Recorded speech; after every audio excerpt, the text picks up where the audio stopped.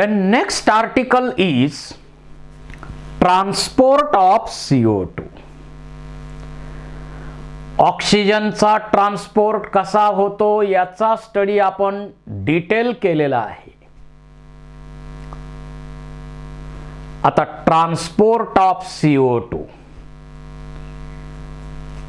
जो CO2 tissue मध्ये बनलेला आहे, एरोबिक रिस्पिरेशनच्या प्रोसेस मध्ये बनलेला आहे, तो CO2 तिथून ब्लड मध्ये डिफ्यूज होणार, टिश्यू मधून ब्लड मध्ये येणार आणि ब्लड मधून तो कॅरी केला जाईल, ट्रान्सपोर्ट केला जाईल.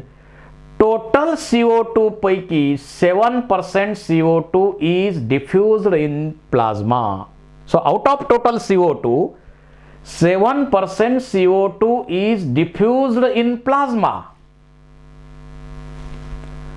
while 23% CO2 is carried by hemoglobin in the form of carbaminohemoglobin, and remaining 70% CO2 is transported in the form of bicarbonates.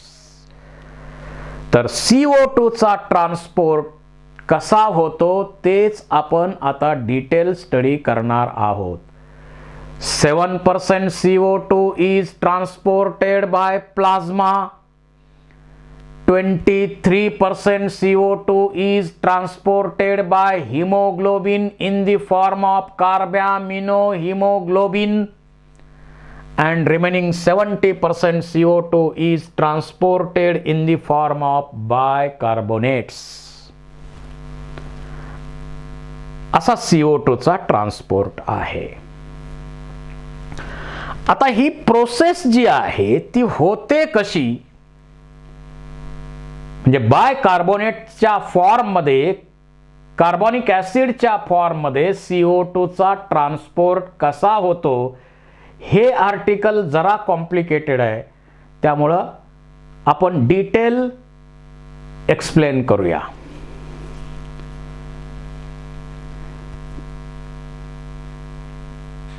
इथं हे दाखवलेलं आहे, पण मी तुम्हाला हे डिटेल स्वतंत्र डायग्रामच्या सहाय्यानं एक्सप्लेन करतो. इथं दाखवलेले आहे, डायग्राम दाखवलेली आहे. आता याच्यामध्ये आपल्याला माहिती आहे 100 ml of blood carries 5 or deliver 5 ml of O2 to tissue, हे माहित आहे. मग CO2 किती, तर 100 ml of deoxygenated blood delivers about 4 ml of CO2 to alveoli. CO2 किती दिला जातो, 4 ml CO2 is delivered to alveoli. हे महत्वाचं आहे. इथं आपण त्याचे डिटेल्स आता स्टडी करूया. समजा ही आहे RBC, इथं RBC आहे, RBC. इथं RBC मध्ये कार्बोनिक अनहायड्रेज नावाचं एन्झाइम आहे. Highly active enzyme, 6 lakh molecules per second या स्पीडनं काम करणारं एन्झाइम आहे carbonic अनहायड्रेज. So this is most important enzyme present in RBC. आता जो CO2 टिश्यू कडून ब्लड मध्ये आलेला आहे, तो ब्लड मधून CO2 येणार RBC मध्ये, आणि RBC चं लोडिंग सुरुवातीला होतं ते कसं होतं बघा. This CO2 combines with water to produce H2CO3, carbonic acid बनलं. Then carbonic acid dissociates into H plus and HCO3 minus. असं त्याचं डिसोसिएशन झालं.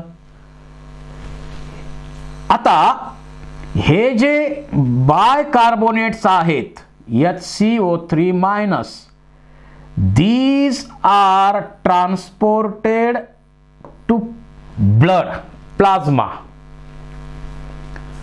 इथं येणार HCO3 मायनस आणि इथं ते कंबाईन होणार Na प्लस, कारण Na प्लस आहे ब्लड मध्ये, बाहेर ब्लड प्लाझ्मा मध्ये, ते आत येऊ शकत नाही, त्याला आत एंट्री नाही आहे, आणि म्हणून Na plus combines with HCO3 to produce NaHCO3, sodium bicarbonate. आता इथं पहा, HCO3 बाहेर येणार, HCO3 बाहेर येणार, निगेटिव्हली चार्ज आयन्स बाहेर येणार, मग चार्ज मेंटेन करायला पाहिजेत, बॅलन्स करायला पाहिजेत, आणि मग निगेटिव्हली चार्ज बॅलन्स करण्यासाठी इथं Cl मायनस आत जातात, Cl मायनस आत जातात, Cl मायनस आत जातात, आणि Cl मायनस आत जाण्याच्या या प्रोसेसला आपण म्हणतो क्लोराइड शिफ्ट. याला आपण काय म्हणतो? Chloride shift.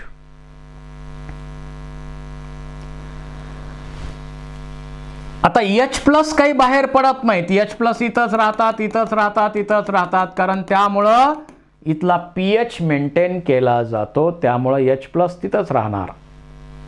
आता Cl मायनस पोटॅशियम बरोबर कंबाईन होऊ शकतात, KCl बनवू शकतात.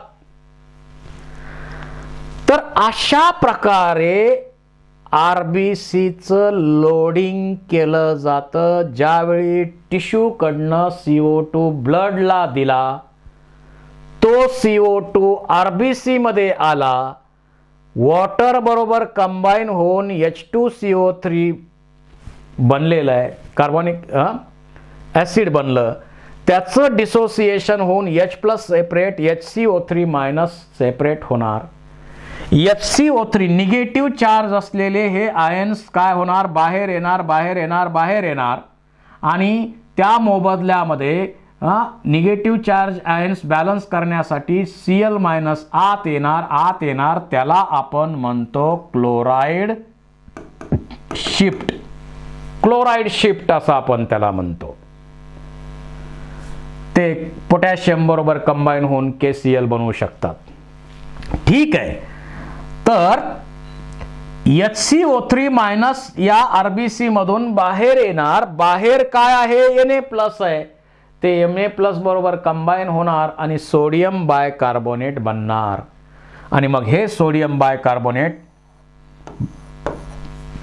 ट्रान्सपोर्ट केला जाईल. सोडियम बायकार्बोनेट ट्रान्सपोर्ट केला जाईल. यालाच म्हणायचं लोडिंग ऑफ RBC. टिश्यू लेवलला हे सगळं घडलेलं आहे. आता सोडियम बायकार्बोनेट आणला ब्लड मधून सगळीकडे तो आणलेला आहे, इम्प्युअर ब्लड मधून तो आलेला आहे, शेवटी हार्टकडे आला, हार्टकडून पल्मोनरी एओर्टाकडनं तो शेवटी लंगकडे आणला.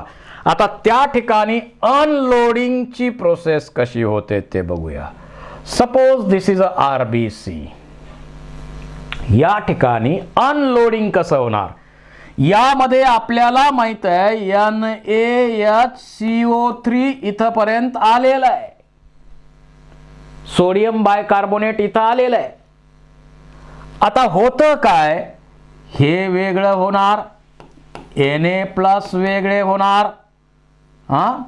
यामध्ये NaHCO3 याचं डिसोसिएशन होणार, Na प्लस वेगळे होणार, HCO3 मायनस वेगळे होणार. Na प्लस तिथंच राहणार आणि HCO3 मायनस इकडं जाणार, जाणार, जाणार, जाणार. It enters in RBC, Donnan's membrane मधून एंट्री करणार. आणि मग तुम्हाला माहिती आहे निगेटिव्हली चार्ज आयन्स बॅलन्स करण्यासाठी काय लागतं? Cl मायनस बाहेर येणार, Cl मायनस बाहेर येणार, Cl मायनस बाहेर येणार. आणि अशा प्रकारे HCO3 मायनस आत येतात. आपल्याला माहिती आहे H प्लस इथं आहेतच, मग H प्लस बरोबर HCO3 मायनस कंबाईन होणार आणि त्यामुळं तयार होणार H2CO3 कार्बोनिक ऍसिड तयार होईल. पुन्हा याचं ब्रेकडाऊन होऊन काय बनणार आहे, CO2 वेगळा आणि वॉटर वेगळं. हा CO2 पुन्हा ब्लड मध्ये जाणार आणि इथून तो दिला जाणार कुठं, लंग कडे एक्सचेंज केला जाणार. This is called as unloading of RBC. आणि ही जी प्रोसेस आहे त्या प्रोसेसला आपण हाल्डेन इफेक्ट असंही म्हणतो. हाल्डेन इफेक्ट असं आपण या प्रोसेसला म्हणतो. तर लोडिंग टिश्यू लेवलला CO2 ब्लड मध्ये दिला की लोडिंग होणार आणि पुन्हा लंग लेवलला अनलोडिंग होणार. अशा प्रकारे लोडिंग आणि अनलोडिंग RBCचं होतं आणि त्यामार्फत CO2 कार्बोनिक ॲसिड बायकार्बोनेटच्या फॉर्ममध्ये ट्रान्सपोर्ट केला जातो. आणि हे कन्व्हर्जन कोणतं एन्झाईम करतं, तर कार्बोनिक अनहायड्रेज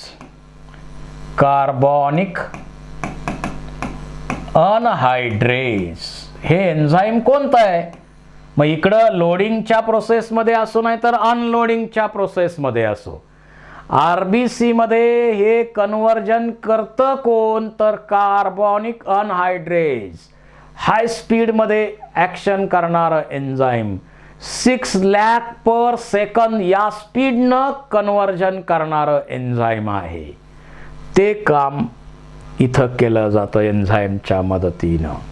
आणि मग हा CO2 आपण लंगकडे देतो आणि लंगमधून CO2 एक्सपिरेशनच्या प्रोसेसमध्ये आपण बाहेर टाकतो. CO2 बरोबर आपण थोड्याफार प्रमाणात वॉटर सुद्धा वेपर स्टेटमध्ये बाहेर टाकत असतो, कारण हा ट्रॅक सॉलिड किंवा लिक्विडला परमिशन देत नाही, गॅसेसला किंवा वेपर स्टेटला परमिशन आहे. म्हणून आपण वेपर स्टेटमध्ये 400 ml एवढं वॉटर बाहेर टाकतो. आपल्याला लक्षात कधी येतं, तर हिवाळ्याच्या दिवसामध्ये आपण असं केलं तर वाफा बाहेर पडतात. याचा अर्थ वॉटर इथं वेपर स्टेटमध्ये आपण बाहेर टाकत असतो, त्याचा हा पुरावा. So this is about transport of gases. Thank you very much.